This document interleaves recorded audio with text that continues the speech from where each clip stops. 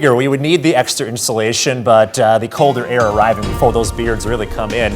Today, one for the record books. We saw one of the coldest and snowiest Halloweens on record. You can see it's tied for fourth coldest.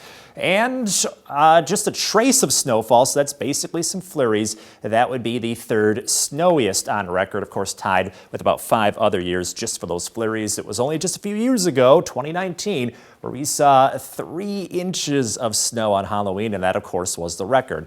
So a week ago we were talking the 80s. Today we're down to the 30s. By Friday, the roller coaster continues. We're back up to the 50s, but that is back to average. So right when we get into November, we have typical early November weather. We do have some warmth around the corner, but it's going to remain chilly at least for the next 24 hours or so. We have to wait for the weather pattern to change. You can see that we have that extra chilly air on top of us now. We get that dip in the jet stream out of here, and then it kind of flattens out. So that does allow some milder or warmer air to roll in from time to time out of the west. So it's not going to be back up to the 80s or even the 70s like we saw last week, but at least we've got average weather around the corner, and we'll definitely take some warmer conditions however we get it after a cold day and another cold night. You can see down to 23 for tonight. Thankfully, the winds died down a lot, so a calmer breeze means not as much wind chill in the morning. Still, it's going to be a very brisk start to November 1st. Only 42 for a high temperature. That is about 10 degrees below average, but at least it's not closer to 20 degrees below average like we saw today. We'll have a partly cloudy sky and dry conditions to kick off the new month,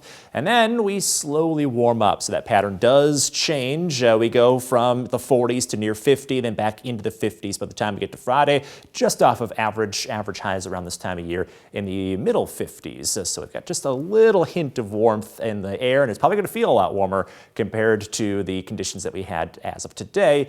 Then we see some cold and snow lurking on the horizon. So that does mean we have a little wintry weather trying to come back, but it's going to take a while to get there. So after a couple cool days in a row, we're back to around average with a slight chance for rain Saturday night. Monday and Tuesday, as you can see, rain showers, then back to those colder conditions with the rain-snow mix on Tuesday. In your most accurate 10-day forecast, we do see that extra cool air linger around right at about 40 degrees to the middle of next week. So conditions are going to remain a little on the chilly side long term, but at least we don't see full-on snow showers like we saw as of today. And then in the 4-degree guarantee, like yesterday, just off the bullseye, we're looking at a cash total up to almost $200. We'll see if we can get there by the end of the week.